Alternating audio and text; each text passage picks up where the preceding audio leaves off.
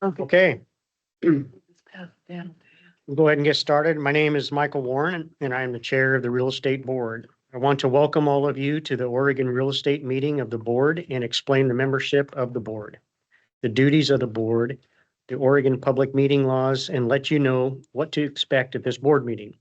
The board meets at least 6 times a year, holding 4 meetings online in a video conference format and 2 in communities around the state in person. The board consists of 9 members appointed by the governor who serve for a 4-year term. 7 members must have 5 years of active real estate experience and 2 members are public members. Public members may not be real estate licensees and may not have been employed by the real estate agency. I'd like each of our board members to introduce themselves, let you know where they are from, and take a few minutes to discuss the market in their region, as well as any challenges they may be facing. So I think we'll start with Jacinia and then Stacy online, and then we'll go around the room. Right. Good morning, everyone. My name is Yesenia Juarez, and I'm the lending director at Portland Housing Center. Portland Housing Center is a nonprofit organization dedicated to help first-time homebuyers achieve homeownership through down payment assistance programs, education, and other resources that are available. In terms of market update, rates have been holding pretty steady.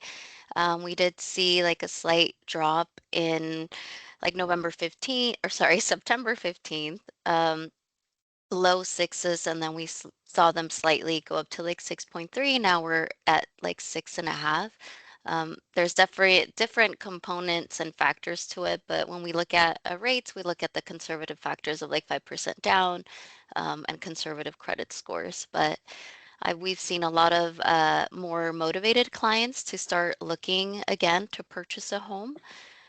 We are still seeing a lot of layering of down payment assistance programs to make some of those purchases feasible, and especially in the metro area. Okay, thank you. Stacy? Good morning, everybody. I'm Stacy Ellingson with Fisher Nicholson Realty down here in Klamath Falls, Oregon. Sorry I couldn't make it in person. Just flew in from Florida at 3 a.m. this morning. So yay. Wow. The room looks nice, though. Looks really great. Here in Klamath, we're kind of just holding steady. Prices are starting to drop a little bit. We're moving a little bit of residential. Our commercial is kind of unfortunately stalled out a little bit. Land sales are still going good, which is nice, and our resort properties seem to be going pretty well. So hopefully, yeah, interest rates will come down a little bit more and people will be ready to go. Okay, we'll go around the room with board members. Deborah, I'm going to start with you and go around that way. Good morning. Hi, my name is Deborah Neal. I'm the principal broker at Windermere Realty Trust in Portland. And market. The market is a little bit favorable for buyers right now, which is great. They're able to negotiate a little bit more than in the past. Condo market is still somewhat challenged, kind of slow, but people are more optimistic now, is what I'm finding as I'm working with individuals. Tom Tapia, Frasky Commercial Real Estate. Commercial broker, Central Oregon seems to be still moving well in the commercial, particularly in the industrial sector. We continue to see sales in industrial land. I think we'll see continued growth there. There are a lot of national and international companies looking to our area for distribution of various types of products. I would imagine that we will continue to see this moving into 2026 as well. Yeah, thank you. James? James Comer with Two Rivers Mortgage based out of Portland. And for us, the market is still pretty good. It's definitely a buyer's market versus a seller's market now. But it's been interesting to see how many people now want to write contingent offers, which is, in my opinion, tough in this market. But I'm like, well, you can try it. So it's interesting. We're trying to qualify people on both house payments and then say buy first and then sell later. But interest rates are still, where they've been for a while now. They kind of go up and down based on the market. It'll be interesting to see what happens with the government shutdown. It hasn't really affected anything so far. So we'll have to see what happens, but yeah, typical end of summer slowdown, which is very common. And then it usually picks back up a little bit in the fall because then a lot of buyers see that there's no other people out looking and that gives them an advantage to negotiate. Okay. Jose? Jose Gonzalez, principal broker of Ducasa Real Estate. Found out that my office is 3 minutes away. So I almost walked, but I remembered I'm not a walker. You know, I just had a meeting last week, so right now the current months of inventory, just months of inventory is 4.94, almost 5. Wow. You know, they always say a normal market is 4 to 6. And I happened to look up as far as I could in the MLS. I think I found the earliest number I could find was somewhere in 2011 months in event. Anybody want to guess if now it's almost 5? Anybody want to guess what it was around mid 2011? 11? It's good. It's a good guess. 13 months. Wow. Right. So I share that too with our newest brokers, and they just can't fathom. They Yeah. they don't Yeah. they can't grasp that there'll be that much more inventory. Yeah. You know, so even though Wow. it feels a little tricky, prices are a little, buyers definitely getting better offers. Mhm. It could have been worse. Mm. And on the other end too, the rentals, there's also a lot of property for rent. I'm like, where are these? If there's a balance, if there's not a lot of buyers and their prices really aren't going down, what's happening? Well, there's a lot of properties for rent right now in Salem. So that's where a little bit of the air is gone. It's a lot of rentals, and so the amounts aren't going up as they used to. So it's not as competitive on the rental side. So. Great. Okay. Latasha Beal, licensed with Keller Williams Sunset Quarter. I'm licensed in Oregon and Washington. Mostly the Portland metro area is kind of where I'm at, and it just feels kind of like the same. It's a little bit slow. The condo market does seem a little bit challenged. There's a lot of assessments or pending assessments or potential lawsuits, which makes it tough in the price point my buyers want to be in to actually be able to make offers on those properties. Do have a couple sellers popping their head up, ready to move up and want to try to do that now. So it'll be interesting to see how the contingent offers go, because it's like, oh, we're listed. So now let's go write a contingent offer, see if we get it accepted. So a lot of my buyers that fell off in the spring still aren't ready. So it'll be interesting to see if the rates continue to stay where they're at, if they'll get interested. But most of them are still saying, I'm not sure about my job. I'm not sure about the economy. I'm not ready to purchase. So. All right, Dawn Dirksen, Dirksen Associates, licensed property manager. We're managing properties just in Corvallis, Albany, and Philomath. So we are seeing rent prices stabilize, which is not uncommon this time of year. They will come down a little bit for November and December and January, not quite yet though. The rental market is increasing in vacancies. We're seeing a lot more accidental landlords. So people that aren't able to sell are putting their homes on the rental market in hopes of selling next busy season. So it depends on the home and the condition and just other factors, if that will work kind of like as a short-term rental.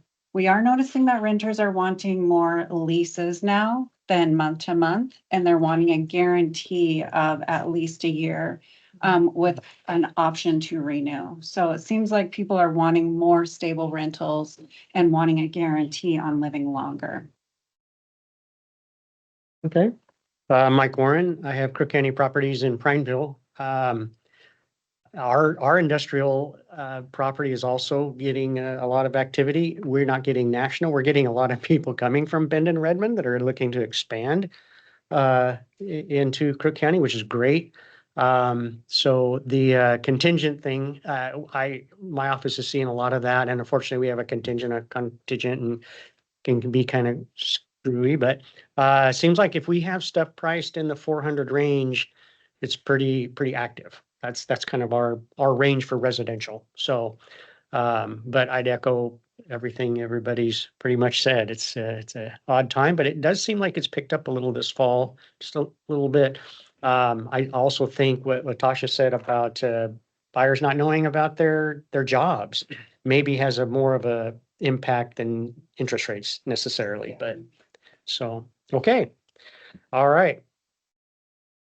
In all matters relating to the board business, board members represent the governor and serve at the pleasure of the governor. The members of the board are entitled to a compensation for their expenses related to board business and receive a stipend of $155 per day when conducting board business. Also at the table are our Real Estate Commissioner, Steve Strode, to my right, who was appointed by the governor in 2019, and Deputy Commissioner Anna Higley to his right. The board has 5 primary duties. The board provides advice to the Real Estate Commission and the governor's office regarding real estate industry matters.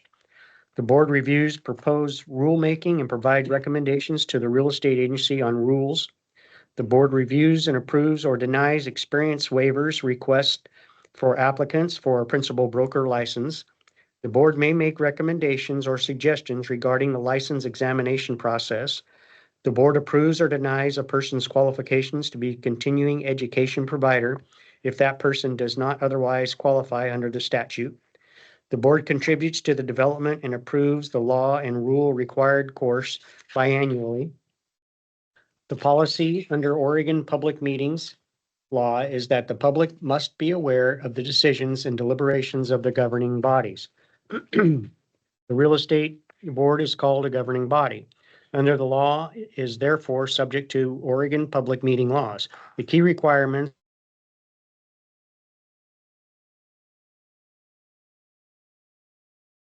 meetings, which we do by posting the schedule and agenda on the agency's website, to take minutes of the meetings, which we do by recording the meeting and taking written minutes of the meeting. Both are posted to the agency website. The real estate board uses Robert's Rules of Order, which provides common rules of procedures and conduct for the meeting and for deliberation and debate in order to place the whole membership on the same level.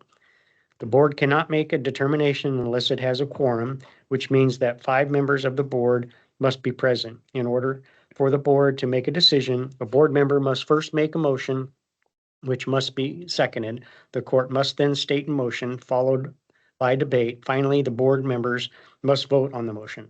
All motions are then recorded and documented in the meeting minutes. The board must follow the statutes and rules under the Oregon Real Estate License Law, which is ORS Chapter 696. Today, the board will follow the agenda. First, we will allow any members of the public to speak to the board. The board cannot take action at this meeting on citizen comments. After that time for public comment, the public may not speak at on any matter before the board, and the board may not direct questions to the public. The board may ask the real estate agency to provide technical information.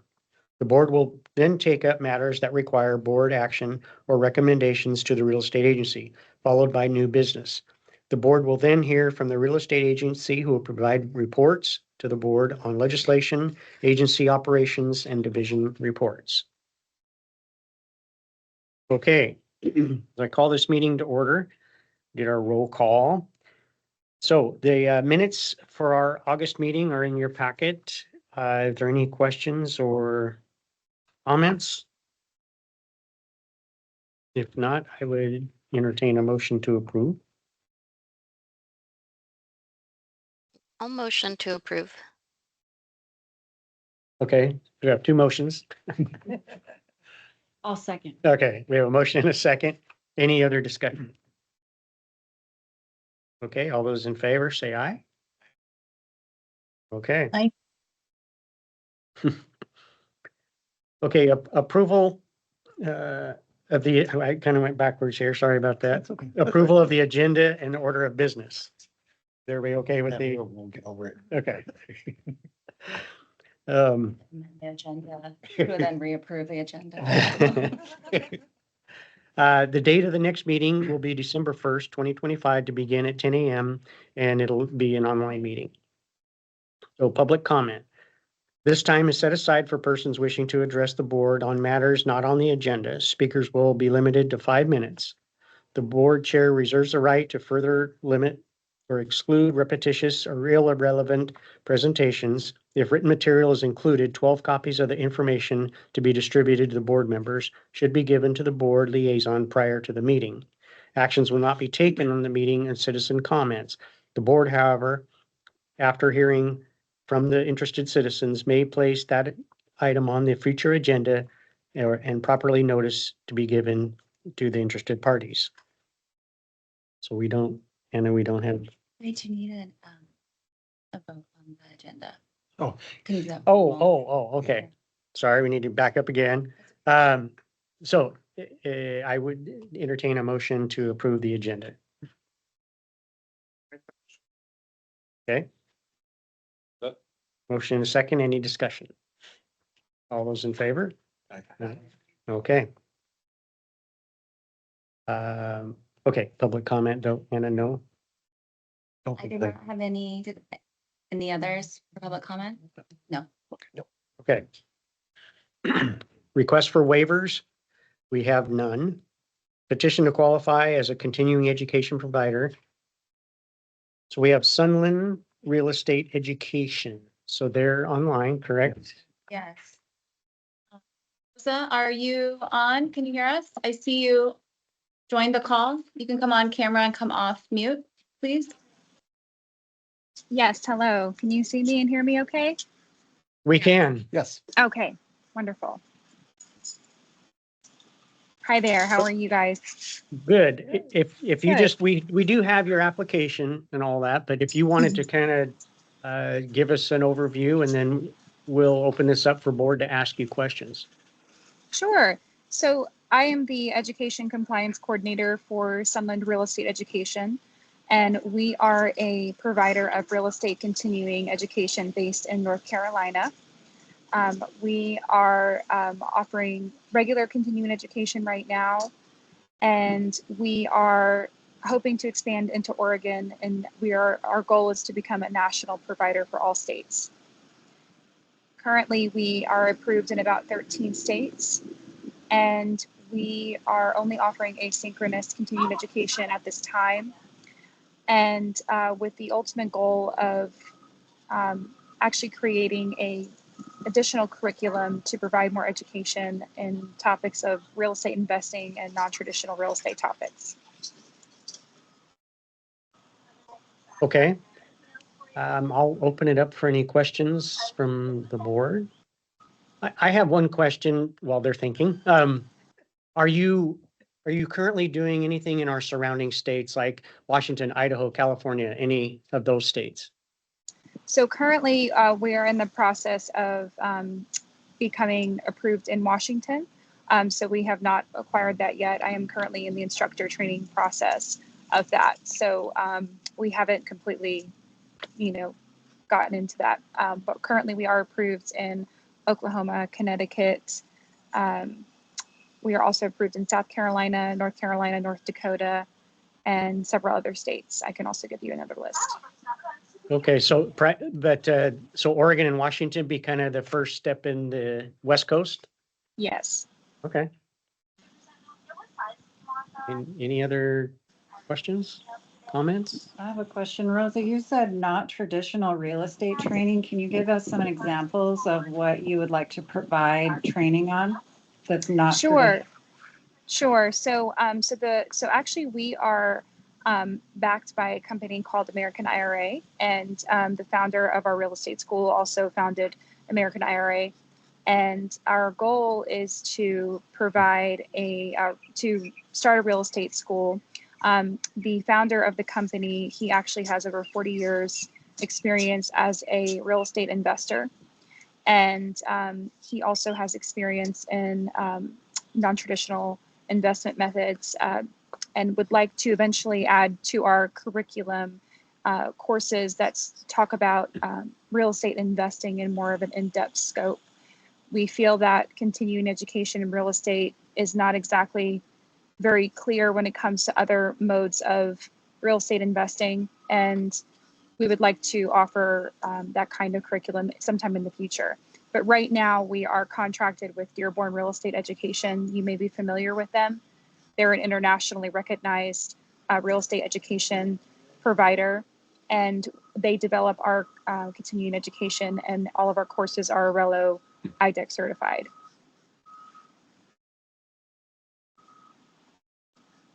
So this is information like, I'm sorry, were you going to say something else? Totally fine. Don was done. Yeah. So this information is so agents can help teach their clients how maybe best leverage right? Is that what you're getting at? Is kind of Yes, so that's more of a options for their future. clients? Yes, that's more of a future goal though. Currently, we're just starting out with offering continuing education. And a lot of those topics are just basic continuing education topics. So Okay. we're not exactly jumping into that side of it yet, but that's our ultimate goal and how we would like to eventually stand out in the real estate continuing education and just general real estate education world. Natasha? What are the course topics that you are currently engaged in with other states? Like what course topics are you teaching right now? Yes. So some of the topics include, and again, we haven't exactly, so this is a newer project. So we're very, very brand new. And so we have not actually gotten enrollment just yet. So we are in the process of actually starting a test run in North Carolina. So that's just going to be starting probably in the next couple of months. So we haven't had any active enrollments just yet. So again, we're kind of in our baby stages. But topics that will be taught include principles of real estate, environmental issues in your real estate practice. We also have courses about buyer representation in real estate. We offer courses for ethics, everyday ethics in real I estate. think that's on our end.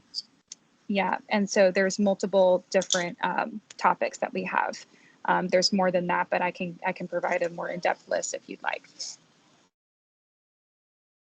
Yeah, it kind of cut out a little bit for me. I didn't quite get to hear your answer, but it sounds like Oh, you are currently offering CE topics, or you're preparing to be ready to offer CE topics in the other states that you're already licensed. so we're already licensed in the other states, and we've gotten a majority of the courses already approved, but we haven't launched, like we don't have any enrollments just yet because we're new. So our website is up. Okay. Our RU campus portal is functional through Kaplan Education. Okay. And we are currently in the process of uploading all of our content to our website because it is a little bit of a task trying to get, through all the approvals of the states. And sometimes it can take, 20, 30 days for each state, sometimes shorter than that. So we're currently in that process. And again, we are going to be doing a test run in North Carolina within the next couple of months and going to have some enrollees that way, offering some continued education to them. So we're in the new phases, but our topics are very well-rounded, I would say, as well. And again, I'm happy to share more of an in-depth list of those to you. And will you be the instructor, or will there be other instructors on your team? And what is their experience offering CE credit or teaching in that format? Yes, so I am actually a licensed North Carolina real estate broker. I have about 5 to 6 years of experience. I've been licensed for 6 years. And so I have experience in that front. So I do not intend on teaching any kind of Oregon pre-licensing education or anything like that, but just simply asynchronous continuing education.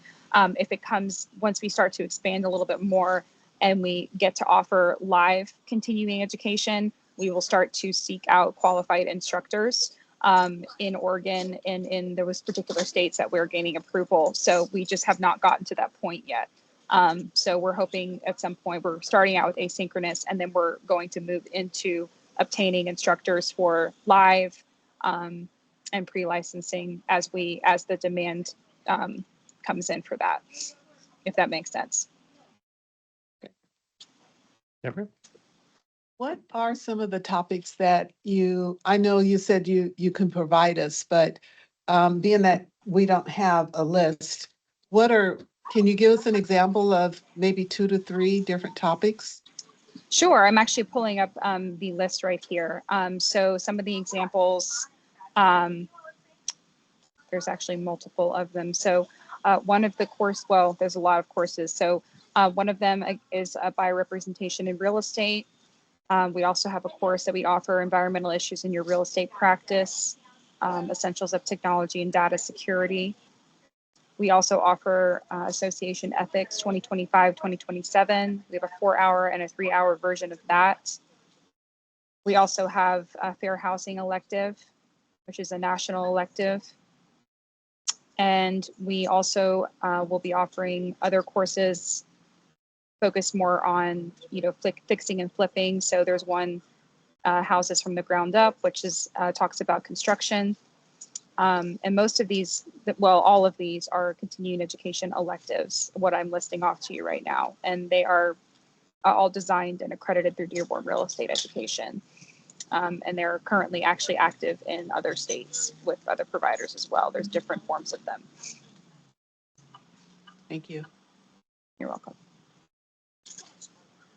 Any other questions? Is this all, you talk about your website up and running, so is this going to be something also that will be, like, people can maybe go to your website and pay for a course that's already pre-recorded, or is it all live? Yes. Or combination? No. So currently, no, we are not doing any live continuing education at this time, just because, like I said, again, we have not gotten to that point yet. So once we get to that point, we're actually going to be hiring and seeking out qualified instructors for those classes. And I will not be teaching those classes. So right now I am just an assigned instructor for asynchronous real estate education. Of course, in North Carolina, I could teach more advanced courses. But when it comes to just basic electives and national, I can be assigned as an instructor to the majority of those as a licensed agent. So, but to answer your question, basically, no, we are not doing live right now, but we hope to do so in the future. And once we get to that point, we will be, like I said, looking for qualified Oregon brokers who can, teach those classes for us. So everything is asynchronous right now, which means self-paced online. And yes, you can go to the website, sunlandree.com, and that's where our courses will be available to purchase. Okay, that answered my question. Okay. Any other questions? If not, I would entertain a motion one way or the other.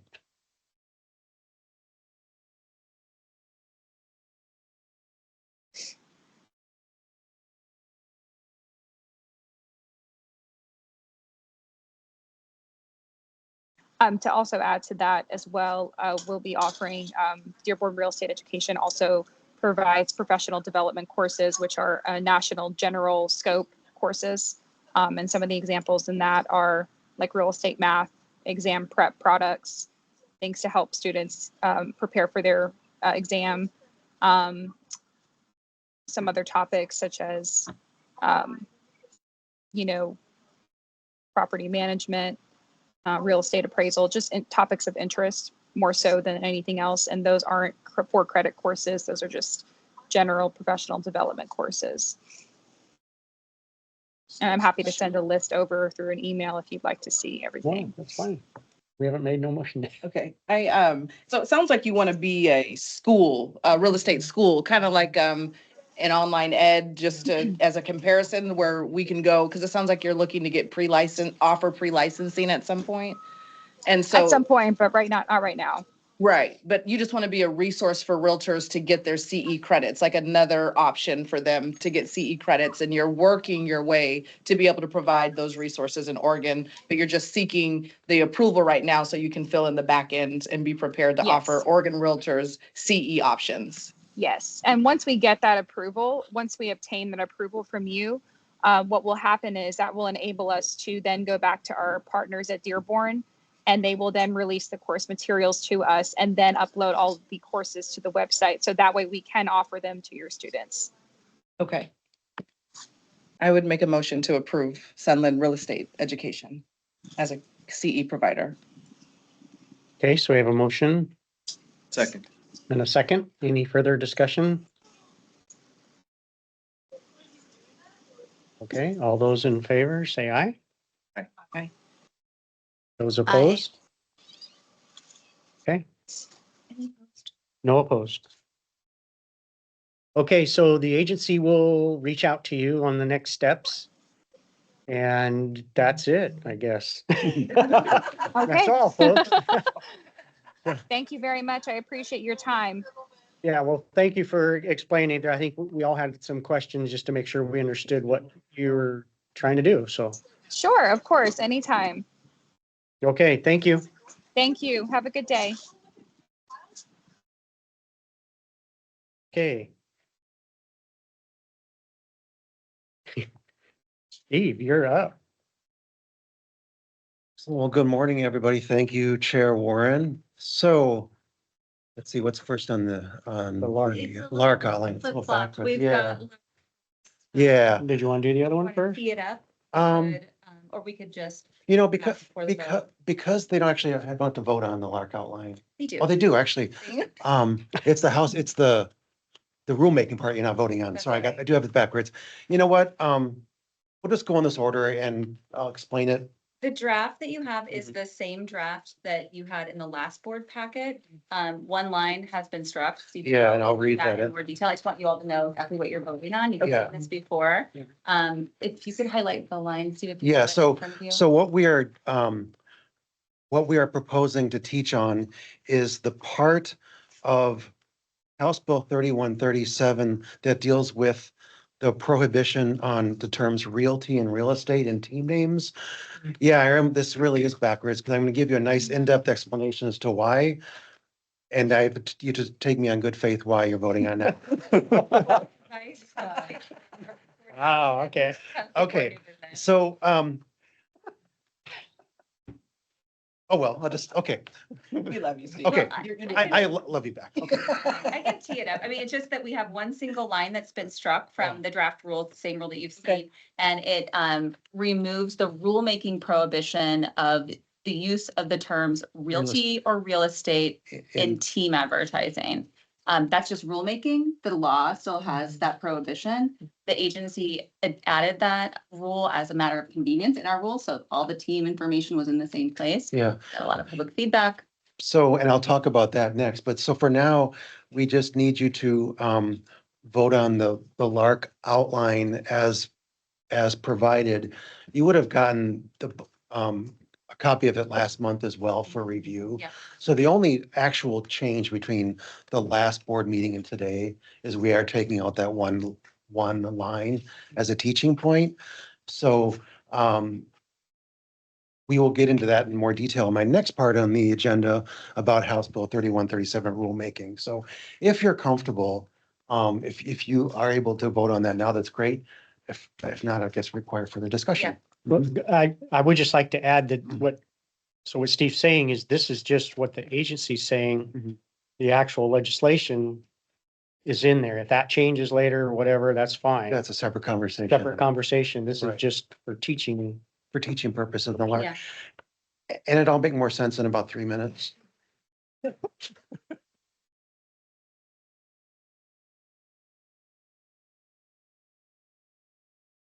Yeah, I'm ready to vote And on then that for now. change. Thank you, Yesenia. You don't, you're, thanks for the lifeline. You don't know, we're getting in the hot seat. So. All right, So- Motion to approve. we would need a motion to approve the LARC outline. Okay, Mhm. so I would, You're the chair. okay, so Jose made the motion I second. and, Okay, okay, we have a motion and a second. Any further discussion? Okay, all those in favor say aye. Bye. Aye. Opposed? Okay. Okay, now you can tell us why we just voted. okay, so I have a nice update from the rulemaking process for House Bill 3137. And I've got a number of talking points. I just want to bring everyone up to speed about the rulemaking process because it was a pretty robust rulemaking process, and you may have already heard in some other settings. So the agency received 245 written pieces of communication, and 10 individuals testified during the public hearing on September 15th. And all those communications were opposing part of the proposed rules, coincidentally, the ones you just voted on to take out of LARC. So all the opposition relates to the prohibition of the use of the terms realty and real estate in team names. So this concept was not introduced through rulemaking. It was rather copied from House Bill 3137 and then put into a new division that we created to house all of the related rules related to teams. So we copied and pasted it from House Bill 3137 into rule, just as a matter of convenience. So everything is found in one place. So during the rulemaking process, that was our first opportunity to get feedback directly from impacted licensees. And so just a little civic lesson here, like consistent with all executive branch agencies, during the legislative process, the agency took no position on the bill because we didn't draft it. And it did not fall under one of the governor's established priorities, key priorities for the 2025 session. She outlines her priorities, and if it falls outside of that, we would have to petition to even take a position on it. We didn't. It was not drafted by us. So we did provide technical assistance to Oregon Realtors during the legislative process. And technically, that language was very clean.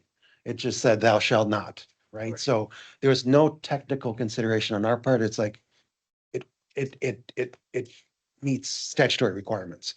So and we know that Oregon Realtors has Realtor Day at the Capitol and they do outreach to members. We don't lead that conversation. So the opposition that came up during rulemaking, in a way, is actually delayed opposition to the bill itself, because we're just copying and pasting the statute. So we've heard it. And I would also suggest that like this lack of opposition during the legislative process would have signaled to the legislators that it wasn't controversial at the time. Just wasn't on people's radar.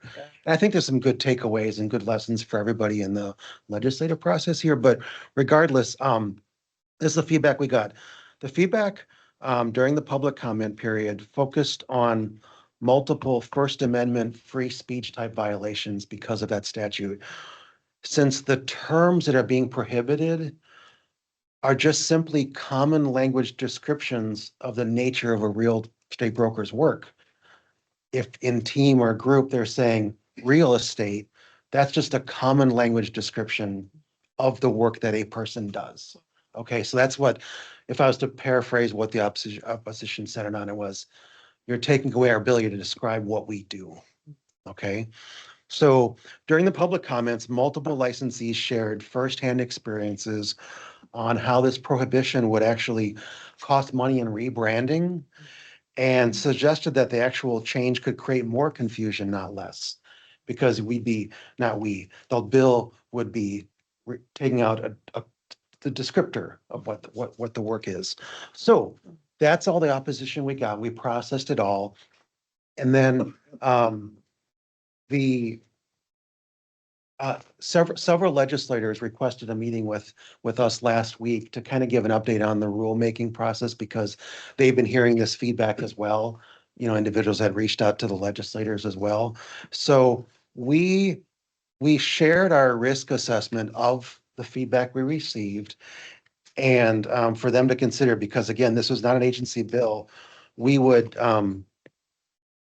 need their direction on what next steps might be happen.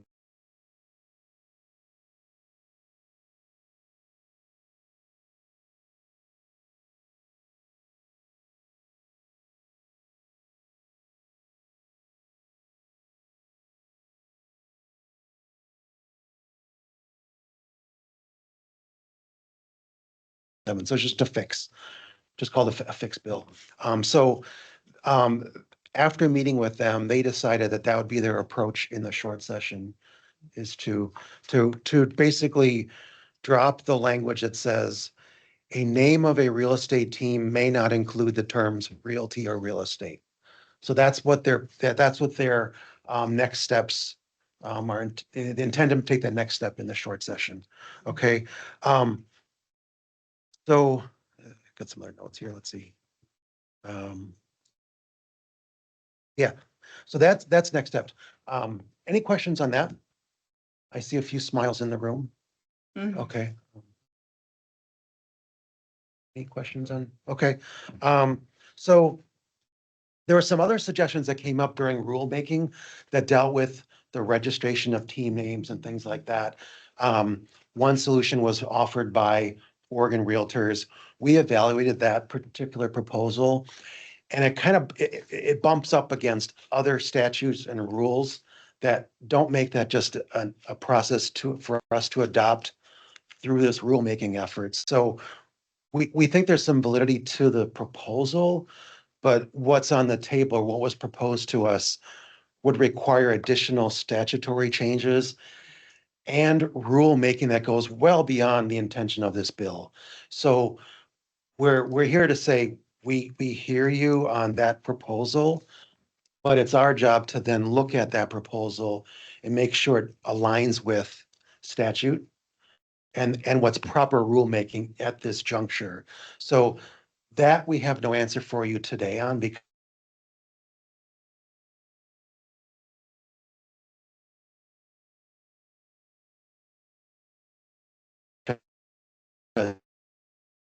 it's a conversation.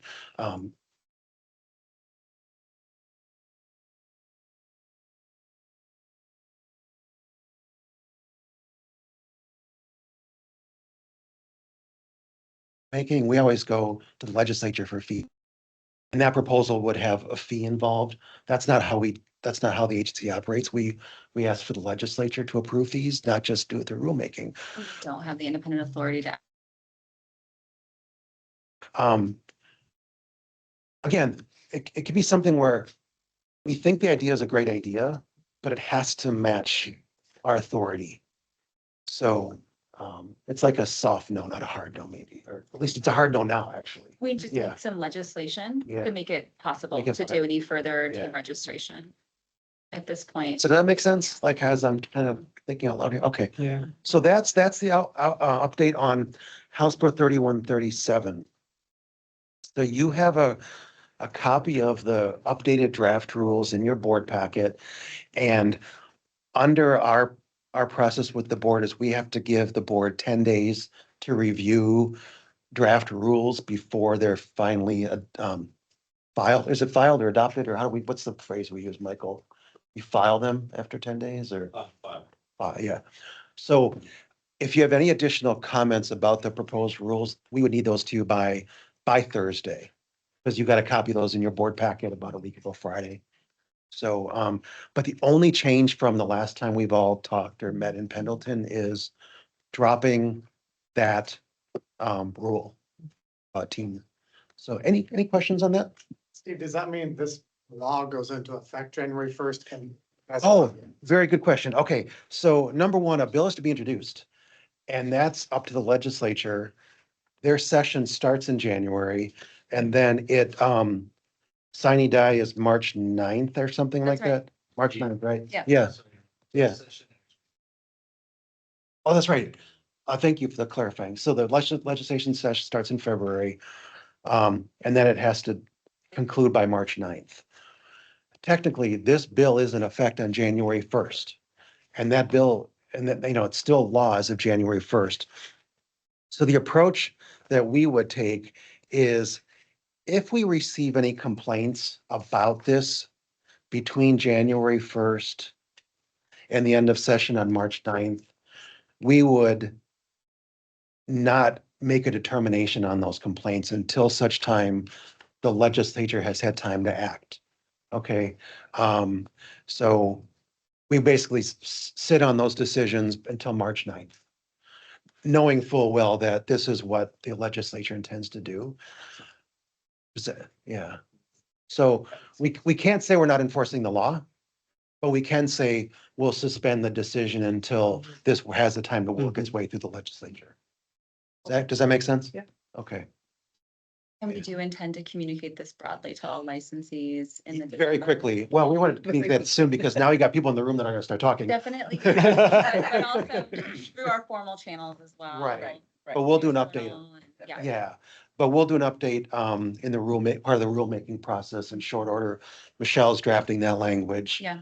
But Yeah, everyone that's come to give any public feedback, they'll get a direct message and then we'll broadcast A wonderful law. yeah, licensees. real soon. Yeah. Because we don't want this to be like, why didn't you tell me if you told Yeah. other people? Yeah. So, but those of you who decide to show up in person for a board meeting, then you get the information first. Jasenia and Stacy, can you, I see you guys like Can you hear us? okay? cutting out. Are you guys, can you hear what's going on? Yeah, I heard most of it. It did freeze there slightly and then it Oh. cut out in and out, but I definitely got the most of what was gist, shared okay. regarding yeah. Wonder why I cut out. I'm right by the mic too. No, I think it's the think it might connection be or in something. Oh, But I think Okay. it's wired in, so I don't. yeah, that's weird. Troubleshoot for next time. This is our first time in this space. We'll Yeah. troubleshoot for next time. Yeah, yeah. I'm glad I have could a be a quick. training source. And maybe this is for Mike too, but because I know there was one email that I was copied on some communication. Why do you think that there wasn't anybody questioning or asking questions during the legislative part of it, but when you guys are doing the rulemaking, you know what I'm saying? Yeah. I don't, And I don't want to speak for the folks that drafted the bill, but I think there's probably some good takeaways there about making sure the messaging gets out to the everyone masses. and not just the folks that are coming to committee meetings. Okay. You know, if you as a realtor, you can look at the communication that was sent out during the legislative session. Mm-hmm. And find for yourself, was it clearly articulated or not? From what I found, I don't know if it was. Trying to be very careful. There's just. No, sure. Yeah. Huge bill. It It's a has big so bill, many yeah. moving parts. It just seems like that item did not make it above the fold for most people. Mhm. So. Yeah, They and were so, surprised by the information in our rulemaking process. yeah. Yeah. And there's some other good takeaways we're talking about. It's like making sure that we, you know, as many people as possible are aware of the rulemaking efforts. Like, I think, Anna, you said people, when they renew their license, they can opt in for Yes, the news. rulemaking updates. And we've had the bill in every board packet this year. I don't think people are diving into the board packets and reading them, unfortunately. So our takeaway can be, future legislation, maybe we're not taking a public position, but perhaps we're linking in the news journal or sending out, information broadly so that people are getting that. Yeah. Everyone that's licensed, not just necessarily real estate members or realtor members. Yeah, I have to say that, this is new for us to get this amount of feedback during a rulemaking session. Yes. But it has been a really good instructive Yes. experience. I think we have a level of licensees that are more engaged than maybe they would have been a year ago. We're looking like anything we can tweak to deliver messaging better. I've spoken with Jeremy at Oregon Realtors. I think everyone's looking at like this. No one's trying to operate in the shadows, right? I mean, no one, again, we put in our board packet, but we know we don't have a big audience for our board meetings. So we can talk all we want, but it's to this group. Right. So we've told you about it for 4 meetings in a row. But how do we get that message beyond this audience, right? We talked about it in the Pendleton board meeting. But maybe in that audience, there might not be as many teams to think about, Right. even in that marketplace. So it wasn't controversial to them.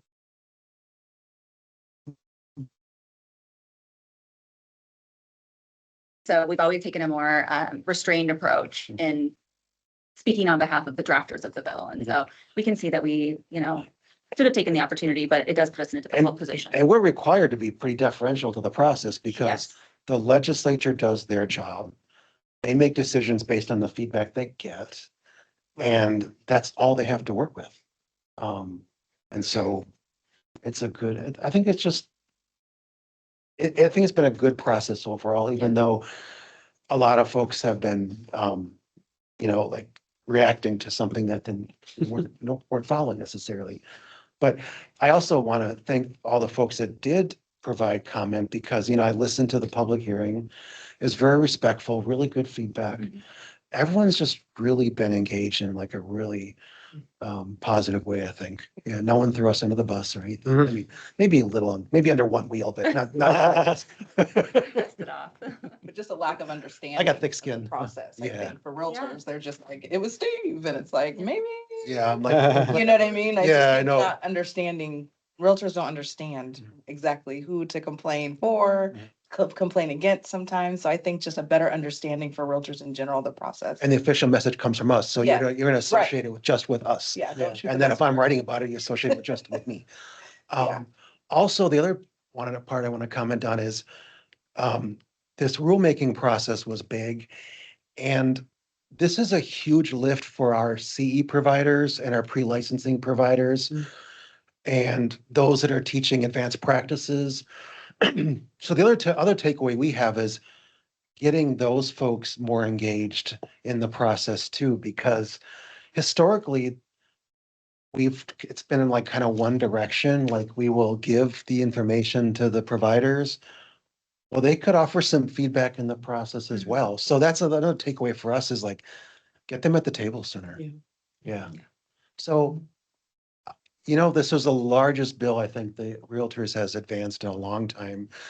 And there's so many things that have received positive feedback about the bill. That you don't want to lose sight of the fact that one hiccup versus all of Right. this, so like have perspective on it. I think we all have got good perspective. So I think overall we're feeling good about it. Like, hey, Yeah. learn from it and next. Well, the people that were involved, if they see that their comments made a difference and then it gets changed to the legislator next session, they're gonna think, you know what, it does make a difference. to Showing get up involved. matters. Yeah. Involved. Yeah. So again, we have to, rely on the legislature to take those next steps. That was last Monday we met. And again, it should be a pretty easy fix it.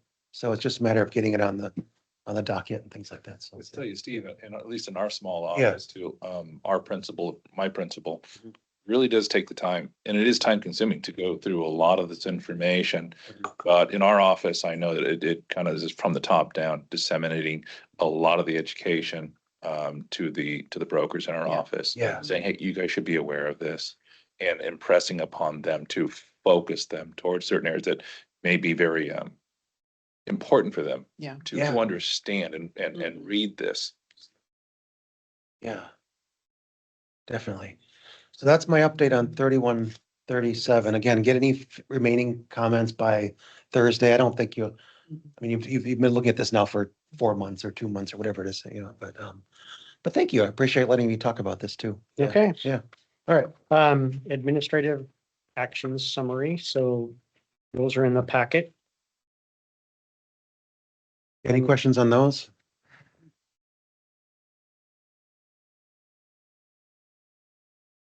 Question. Yes. Because I'm curious, Mhm. how many reprimands can one person get before you consider other action? Is there rules? Yeah. Thing around that? So typically, it's a progressive disciplinary process where it's reprimand, then suspension, then revocation. If they're of a similar nature, there will be times where we might issue multiple reprimands to the same individual if it's of a different topic, different nature. But it's generally progressive discipline.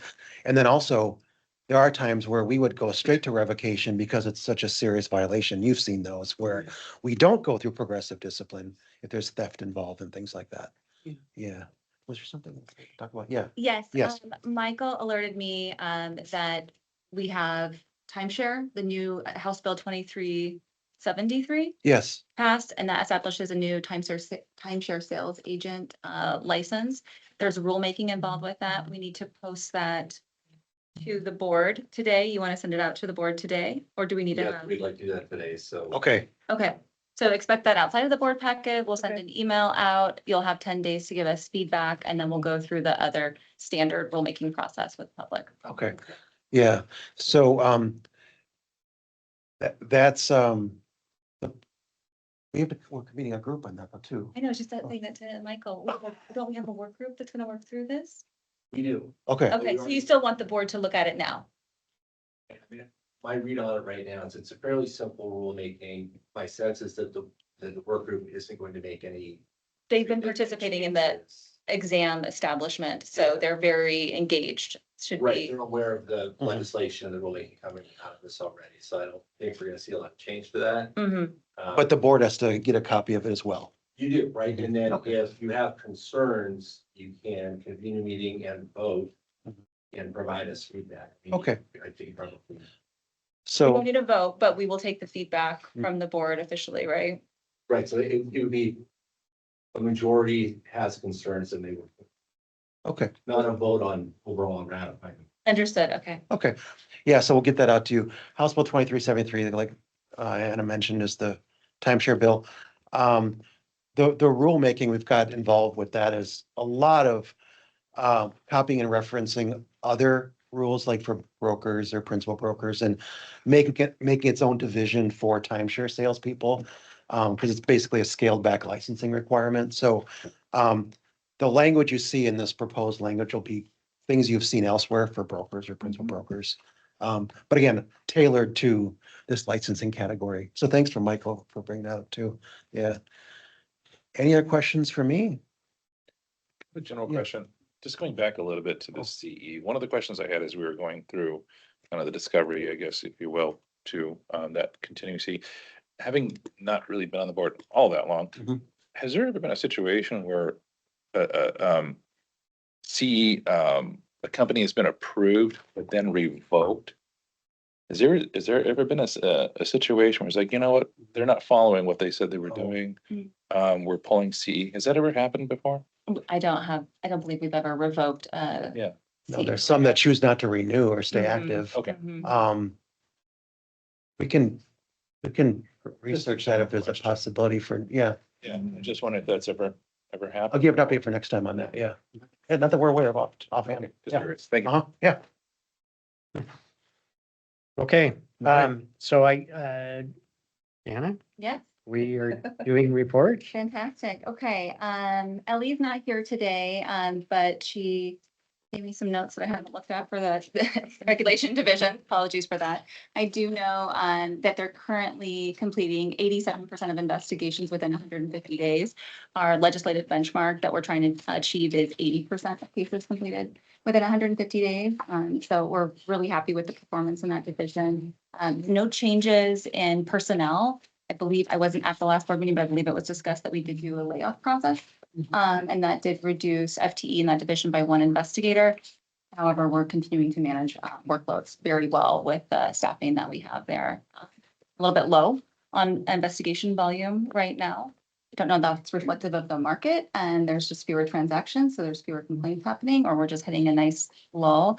But unfortunately, the cases that I believe we are seeing, you can probably speak to this better than I can, they tend to be very high impact. We're continuing to see a lot of property management related cases, money missing, and those end up consuming a lot of resources for us. Yeah. Are most of these coming from the compliance audit? No, The CTA review? maybe Liz, what do you say? Yeah, some big ones. Watson, Robinson, yeah, ours are 2 most recent large money missing cases did. So that's a good intro for Liz to come up and join us. That work that her team's been doing over the last couple of years is getting to all the folks doing property management and finding issues and elevating those from us.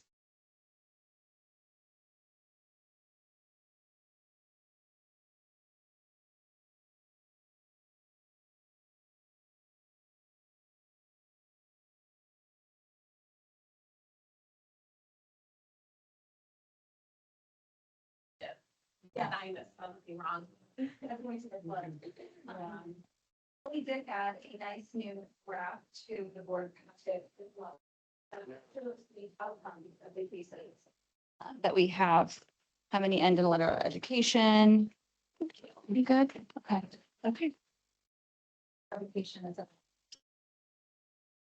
Chair Warren, members of the board, good morning. It's still morning.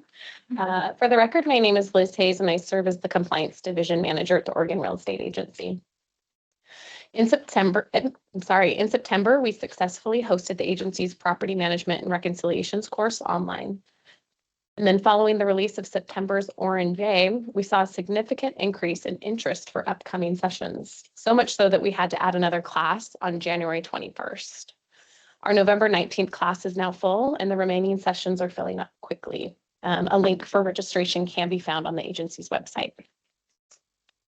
In other updates, Jennifer Weatherby recently completed a course on open source intelligence offered by the Association of Certified Financial Crime Specialists.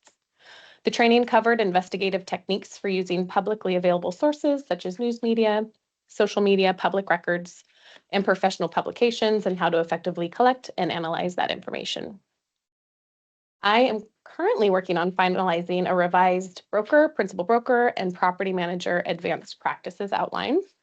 for our continuing education providers, incorporating recent changes to our law and rule. This outline should be completed and available to our providers by the end of this week. Otherwise, it's been business as usual in the division. Staff continue to make strong progress in the client's trust account reviews, closing out 51 in September. I think that deserves recognition and a big thank you for all the hard work that they do. That concludes my update. I'm happy to answer any questions. Sure. On all of these complaints, do you keep track of them at a more detailed level by license type? On the complaints, those go through the regulation division, and then Liz's team and compliance, they are generating audits. So are you speaking toward complaints in the regulation division? Or both, actually? I'm just wondering how far do you guys look at these things?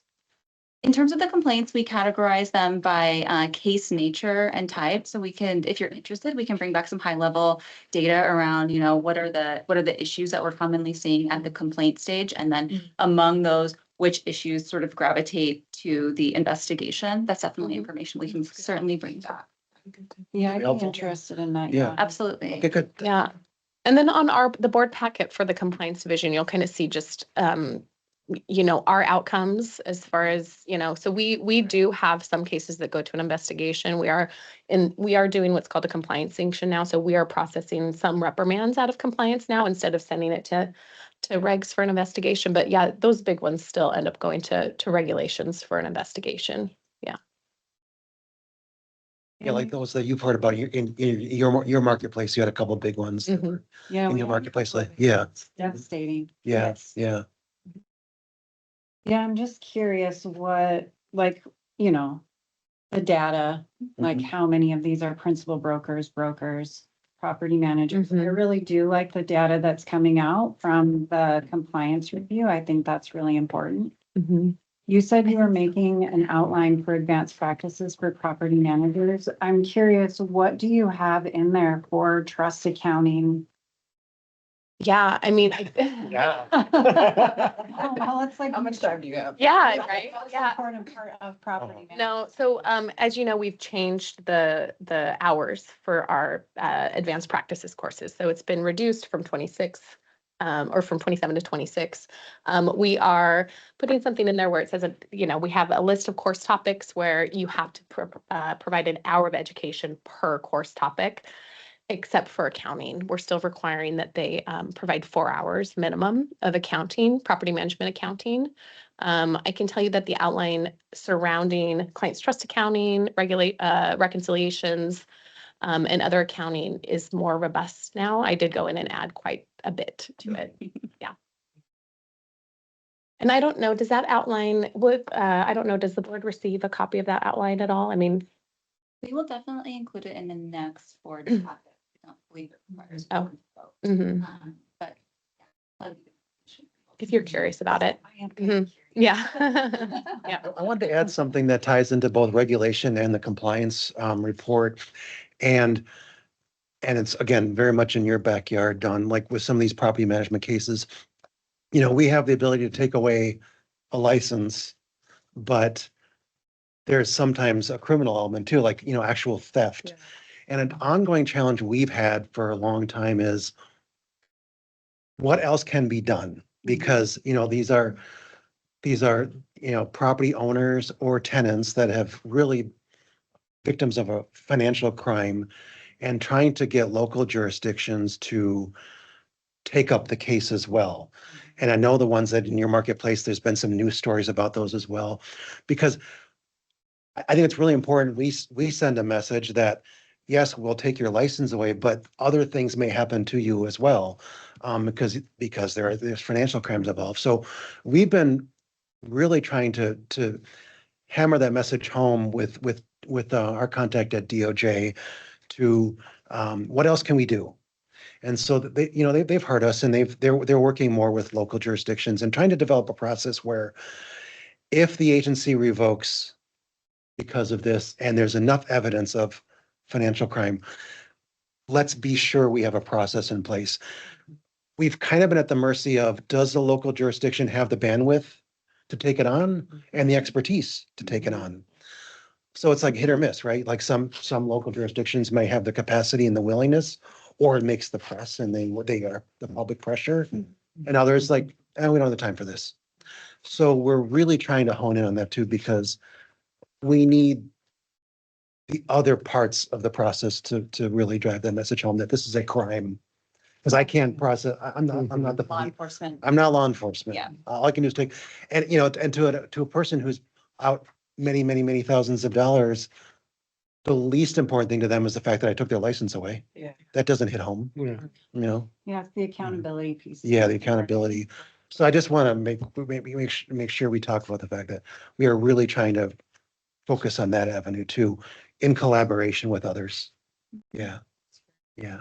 When you send the notice to the person Mhm. who's in violation, are you saying that do you put something in there that this is strictly just the licensing portion, but there could be other, or do you just stay out of that? Hey, this is just, Our authority deals with the license Just itself. Yeah.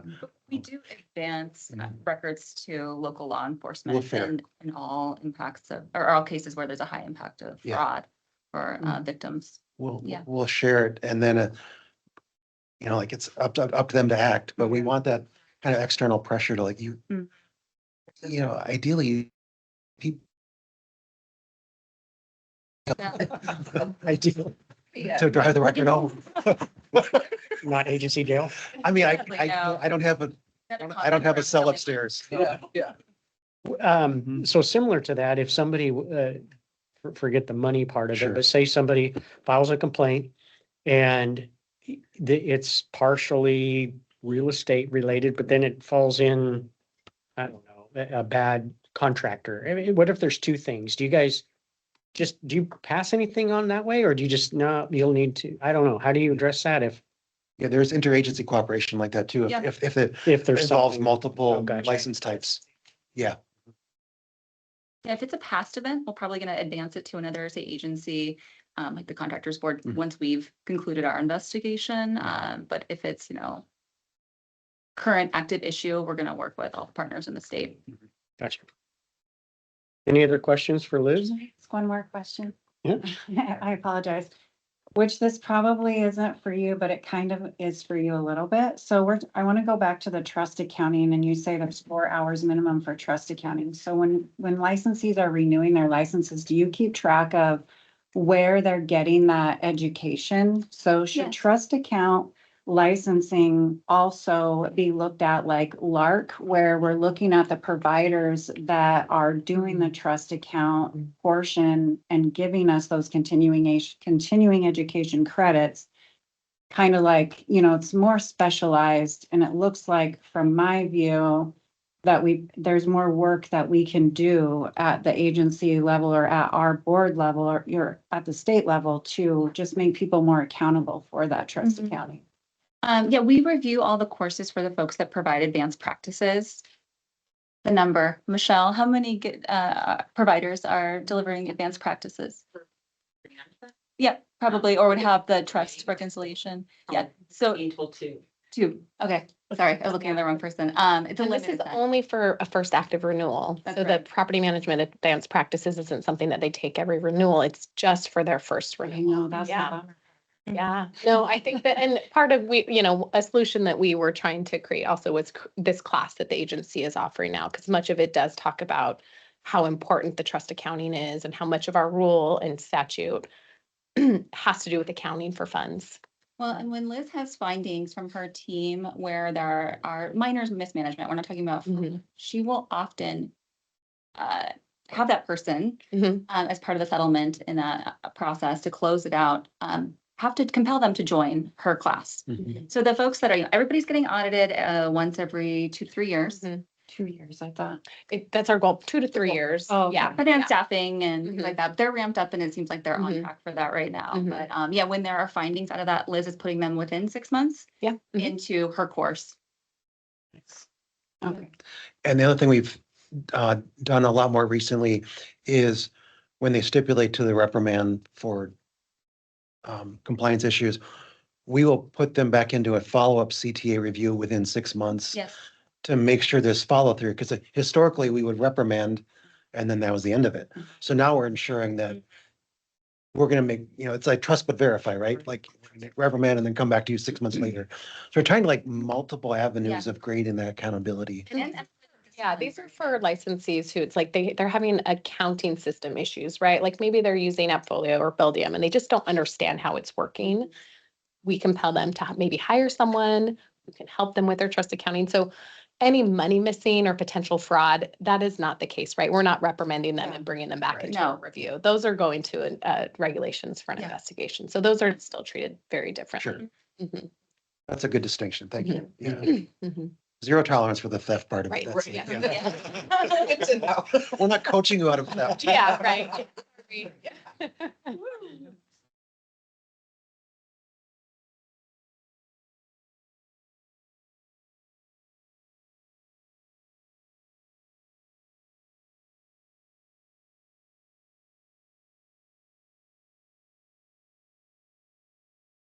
Vision. Yeah. Yeah. Well, 3 to 4 years. now. Yeah. We've had increased staffing over time, so more people are falling into that group than ever before. Now that Liz is issuing reprimands, we're probably enforcing that even more than ever. And how many courses are you offering on the calendar per year at this point? Well, I had 4, now we have 5. So I just did September, we have one in November, now we have one in January, February, and March. May, sorry. I think we might have to add another one. I'm gonna talk to you about that. Right.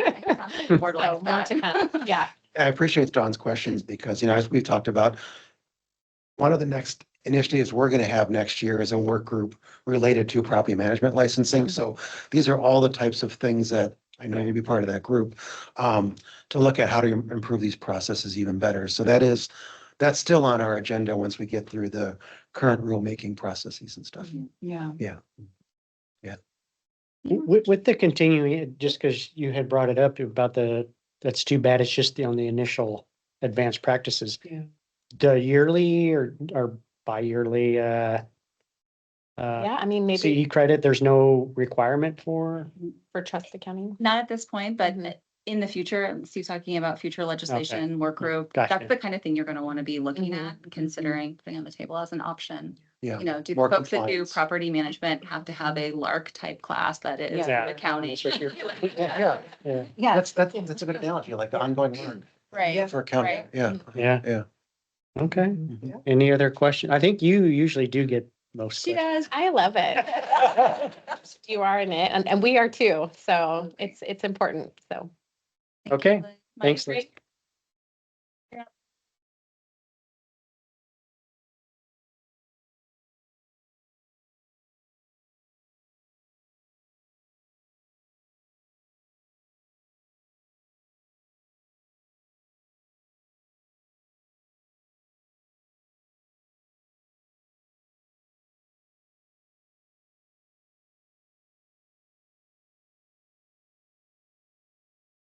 Well, good morning. Nice to see you all again. For the record, my name is Michael Hannafin, Land Development Division Manager. A lot of the things that I think I would be discussing, Steve very capably already covered, so this is going to be a short report.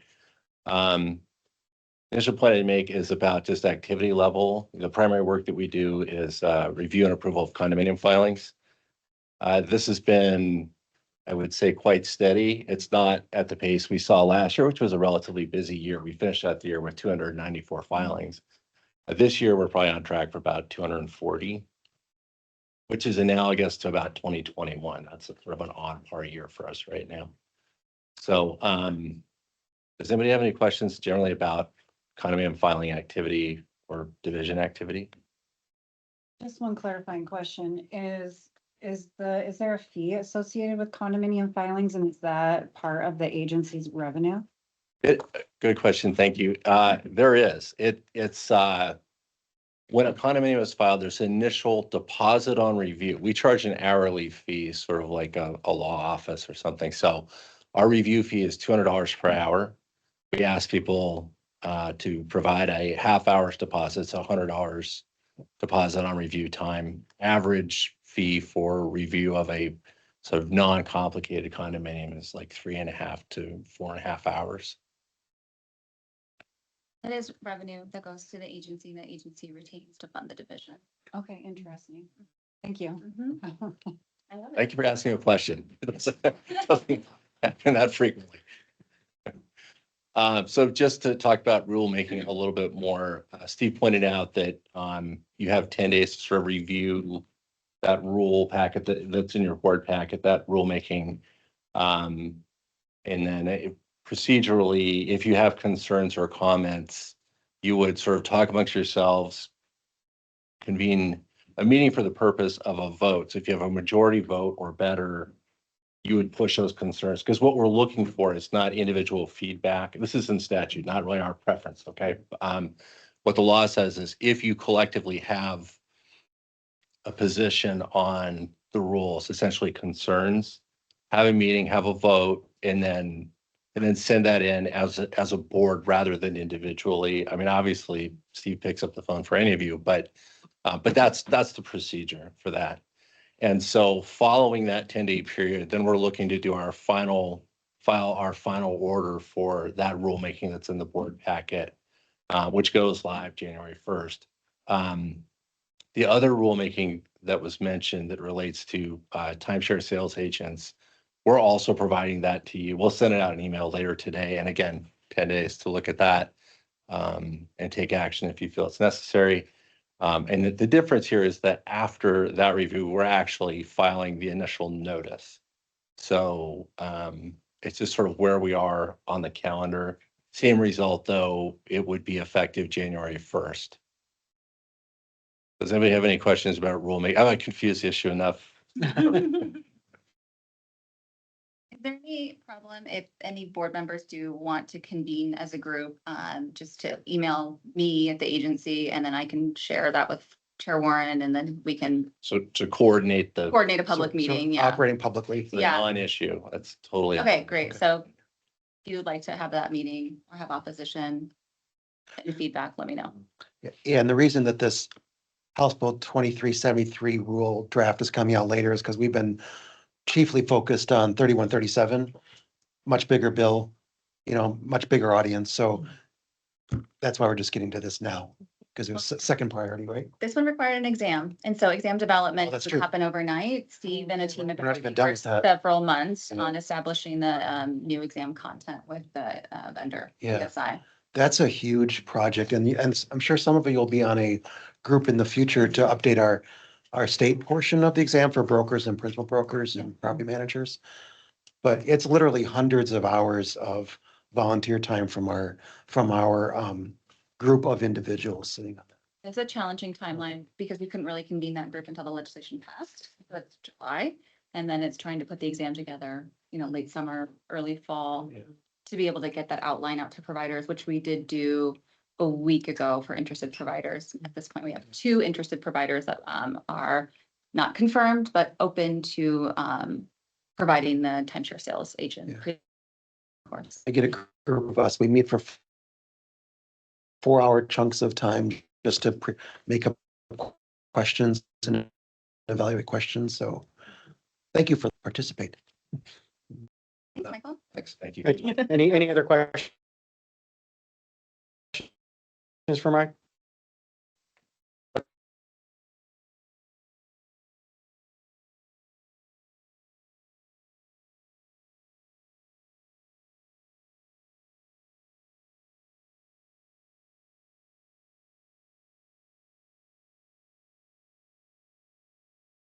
We are also responsible for all licensing related services, general public inquiry, and complaint intake and processing. For the month of August, the division reviewed 38 new incoming complaints. The average days processing a complaint was 10 days. This time frame starts with the receipt of the initial complaint by the agency and ends when a determination is made to either send the complaint to investigation or issue an educational letter of advice or to close it. For the month of August, licensing staff answered 1,255 phone calls with an average hold time of 28 seconds. Additionally, licensing staff answered 1,539 phone calls in the month of July with an average hold time of 26 seconds. The licensing division is committed to upholding the agency's customer service key performance target of 93%. And our team's consistent care and dedication to providing timely and solution-based support for all inquiries is reflective by our overall customer service score of 95% between April 1st, 2025 and September 30th of 2025. And that concludes the licensing division update. Does anyone have any questions for me? Oh my gosh, can I ask a question? Yes, Donna. I'm super curious today, I guess. That's good. We love it. I will say I've had some questions come up and I was on hold for less than 28 seconds, FYI. But I am curious, do you ever measure your email response time? We do have a customer service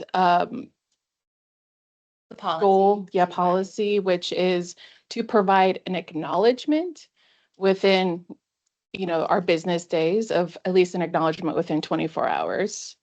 As for an official response, depending on the level of the complexity of the question, that might extend the amount of time that we can respond. And additionally, there could be other elements that have impact on the staff providing a specific time frame on replying to those emails. And Dawn, unfortunately, that's one where I can't just go grab some data for you. We use Outlook. It's a group inbox. Nina has a brilliant way of getting everybody to assign emails and getting them to respond timely. Some take longer. Most are answered in that 24-hour timeline. But we don't have a CRM that I can just say, okay, what's my average time for the email response? We're just using Outlook, and an agency of our size, it wouldn't make financial sense for us to buy onto one of those. So. No, I appreciate it. I was just wondering, some people are more focused right now on email response time versus like on hold times. Yeah, We and it's something we can inquire with our enterprise-wide tech people. There might be something coming down the line that we can look at, but for now, unfortunately. Yeah, we're Microsoft users too, Yeah. and there really is not a lot you can get from, so I get it. We average about 50 emails a day, depending on the day, the week, on top of between, 80 to 100 phone calls a day. So that's kind of what we're managing with our staff level. My question as well, how many you might get in a day? I would imagine that some of those are maybe questions about, does this rise to the level of a formal complaint? We Yeah. get a lot of those questions. Yeah, I would imagine. And we don't really entertain them over email. We really just put them through the process. Because it's not clear for them unless they understand this is the process to submit the complaint, and then it will go through the formal review. We don't really evaluate like a soft inquiry on it. You know what I mean? Gotcha. Okay. Yeah, Thank you. sure. I also called twice and I was very, very quick phone calls. So I can vouch for The that. time of day for sure, time of the month, and Yeah. the staff levels too. It wasn't a complaint, Steve. I wasn't. And I should say. New agent. Was a soft inquiry. Soft inquiry. You called me with complaints. The 28 seconds is for the overall month, right? Just to take that into That's good though. consideration. That's great. End of month or first of the month or peak times. Yeah. Exactly. Any other Last questions? session, Steve was at the legislature bragging about Nina's teams whole times, and who was it? Representative Gomberg. Gomberg, Yeah. yes. It was so fun. Stepped out of the room and then came back and said, Rick answered the phone right away. That was. Thank goodness. Yeah. Put you to the The test. staff loved it. Seriously, He said, you're giving me such good numbers. I gotta prove yeah. myself that it was a trust but verify approach. So he got up and left the dais like during my presentation to make a phone call and then came back. Incentives. Yeah. It was awesome. Yeah. Yeah, Okay, if no other questions for you, thank you. okay. See that?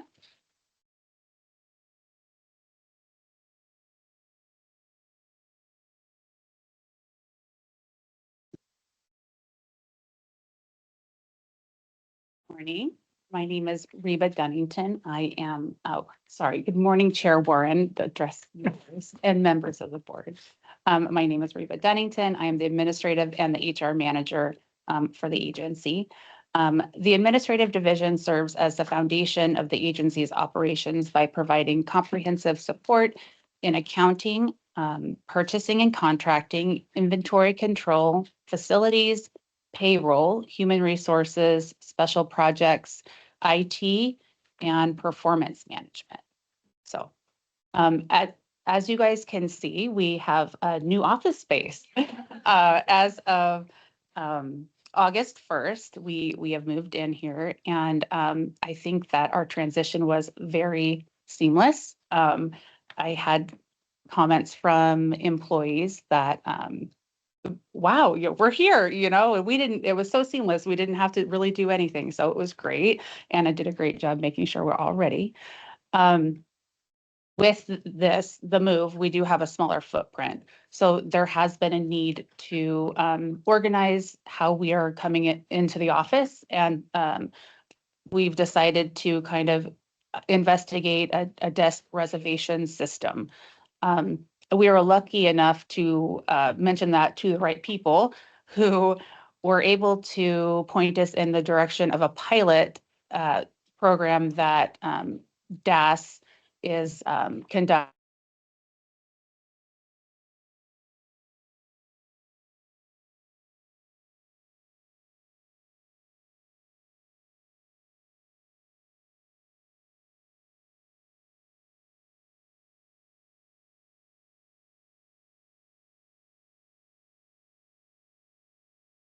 Office and what's what meetings we're having. Along with moving, we also needed to update our emergency and our evacuation. So we've been doing a lot building research and information. We're almost done with the emergency plan. The goal is to have it done by the end of November, and then we will do an evacuation drill, and then as well as training to the agency staff.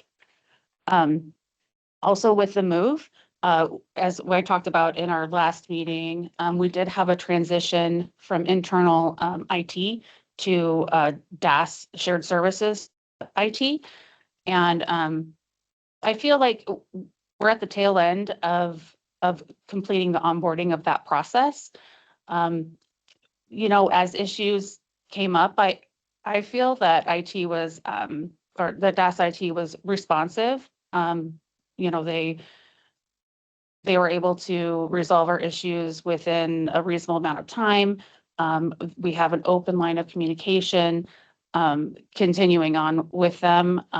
So overall, I feel like the transition has been positive to DAS IT. With that, we did unfortunately lose 2 members from my team. So we are small but mighty. So that transition is going well. With the e-license replacement project that has been going on for some time, one of my staff members, Russ, is primarily providing support for that project, and that's basically primarily what his job duties are. My other employee, Katie, she's our accountant. We're working on an ongoing review of our internal accounting policies to make sure that they align with the Oregon Accounting Manual. And our goal is to have that review done by the end of fiscal year 2026, which would be in June 2026. So there are it is a very long manual, and there are lots of policies to review, but it's going well. So as far as just a budget update, you'll see that you have the budget report in your board packet. So as of August, our projected revenue for the new biennium 25-27 is 10.5 million. Our expenses are 13.9 million. This is actually 12.5 under the limitation that the legislation gave us at 15.9. And then 2 million of that is reserved for the e-license replacement project that I mentioned. Anticipated ending cash balance for the biennium is $2 million, which represents about 4 months of operating expenses. And the last thing I wanted to put a plug in for is required annual training. So yes, I'm responsible for making sure that gets done. You guys, all board members should have the training assigned to you in Workday. There are 2 courses that need to be taken, sexual harassment and an IT course. So if you need help logging into Workday or you just have questions, feel free to email me. I think you all have my email address, so I can help you with that. And that's what I have. Any questions? John has my email address. Thanks, though. That was really nice, Reba. Okay. So expansive, appreciate that. The only thing I'll add is that, wait, what do I have to add? Oh, I checked revenue, the beginning of the last biennium compared to the beginning of this biennium. So July, August 23 compared to July, August 25. Those are the same renewers, and about 70% of our revenue is renewal revenue. And we're down 9.5%, which is, we projected 10% reduction in revenue. I think the question mark now is, does 9.5 just be the constant that we projected through the biennium, or does it go down to 11, 12, 13, 15? And that's where we're going to have to continue to monitor expenses. With that, and you mentioned the threshold is 15%. Is that what you're kind of referring to then? I mean, we're at 9 compared to, maybe I misunderstood that. 15.9 was the budget. Is the the legislative budget. 15.9 million is what the legislature gave us to spend, the spending authority that they provided in our budget. Yeah. We're not spending that. We don't want to burn the revenue that we, or the ending cash balance that we have. And we see revenue concerns on the horizon. Okay. I mean, that's what preempted the position reductions, the move to shared services, IT. Yeah. The move to this building, $200,000 a year. I mean, I think we've arrived at what, 1.5 million to 2 million in savings, given what we were provided at the legislature, holding positions. If new positions come, we will hold those positions. Yeah, we're concerned. I mean, it's what we projected, but then also it's like real estate changes quickly. So I misunderstood. I thought she said something about 15%. I'm like, It was 15.9. 15.9 million, Okay, we're spending gotcha. 12.9 or something like that, or 13.1. Yeah, so our spending authority was, granted, but we don't want to spend all that. We don't It wanna just spend cuts it. into our reserve balances even more. And it's just, we'd rather be proactive and take these steps all along versus being in a reactive Yeah. position, in a panic mode down the line. So Absolutely, proactive rather than reactive. It will have been 10 years since the last fee increase. So that's just something that we're looking at in terms of, will that be needed? Time will tell. It's just something we have to monitor over time. But I think agencies go for fee increases probably on a more frequent rotation than every 10 years. So it may be timely. Yeah. Something to look at. I think that, oh, go ahead. I'm sorry, Tom. But go ahead, Tom.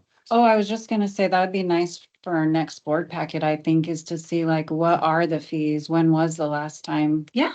I think might all as well of us start have that been. I conversation. can tell you, I mean, we can put some more comprehensive information in the next board packet, but all licensing fees are $300. The renewals active are $300 or $150, right, Nina? 300 or 150 for the inactive renewal. Yes. Yeah. What else is there to say about that? Our last fee increase came in 2018, January 2018. Was when it went from 230 to 300. That was a 30% fee increase. And that was the first fee increase we had in 20 years.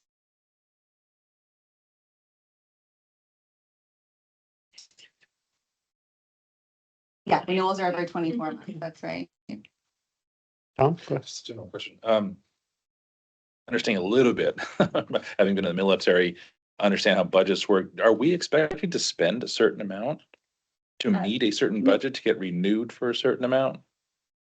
Oh, I don't know if I'm answering the question correctly, but we're not a ceiling that we cannot exceed, but we're not given a floor. Okay. I mean, we probably often our performance is poor, we're not completing cases, not answering the phone. Yes. That would be where we'd have some serious concerns. The governor would probably have serious Yeah, concerns. our floor would be showing up in our performance. Yeah. Yeah. Time and wait times and 30, Okay. 30 months to get investigations done. The floor would be like, Yeah. we need to spend more staffing. Yeah. The federal level about that, compelled spending and that kind of thing. Like, I don't think we're under that same. Perfect. No, like if we got money left, we don't go buy 1 million pencils at the end of the year. Yeah. But Right, so we don't share our money with the general fund. And we operate off of that fund. So especially in real estate, you need to build that fund because you're gonna have a down period where there's fewer licensees coming into the industry. Yeah, that's a great question. Thank you for that. Yeah. Yeah, So I think people, you can spend 12 million and then the next session, they're like, oh, you only spent 12 million, now we're gonna give you 10. Yeah, in fact, our legislative fiscal analyst happens to be here, so I'm sure he's monitoring that. Yeah. no, those are great questions. We don't get into those budget conversations very often, so I'm glad you asked about that. Yeah. Yeah. It would just hurt us down the line if we spend too much, because then our reserve balance goes down. Well, then we're in the panic mode of having to say, okay, now we need a 100% fee increase rather than something more practical. Yeah, yeah. Thank you. Okay, any other questions for Reba? All right, To close this out today for agency division reports, Michelle, communications, DEI and policy director, is going to give us an update on communications and other activities she's been working on. Good morning, Chair Warren, members of the board. For the record, my name is Michelle Tracy. I'm the Communications Policy and DEI Director for the agency, kind of a mouthful. To start with, we are continuing our communication plan for House Bills 2373 and 3137. The September Oregon Real Estate News Journal featured both bills, along with some other relevant legislation.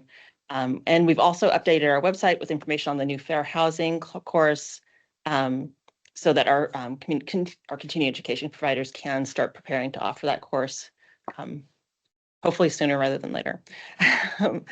This month, we are engaging with two important community events. I attended the LGBTQ+ Real Estate Alliance Board installation last Thursday. And then I also will be attending the, virtually, I'll be attending the Governor's Tribal State Government to Government Summit this week. The goal of this type of engagement is to gain insight that can inform our approach to inclusive stakeholder engagement. And then in conclusion, with some good news on the technology front, our website migration from SharePoint 2016 to SharePoint SE has been delayed until October 20th, which is it's good news as far as our workload in the agency. But best of all, there will be no need to freeze our website during the migration. So that means that we can continue to make the changes that we need for implementation of the bills and that are needed for the communication plan. So otherwise, that concludes my report. I'm happy to answer any questions. is there any, is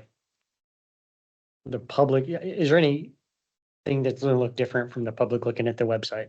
No, it should look the same. It's an underlying. Yeah, okay. Yeah, the underlying structure is just the change. Yeah. I wasn't talking about the public, I was talking about me, because I know where everything's at. Well, that's important. Thank you, Michelle. Chair Warren, this concludes the agency division reports. Okay. So again, the next board meeting is December 1st. It'll be online. And that's all I have. It's a good-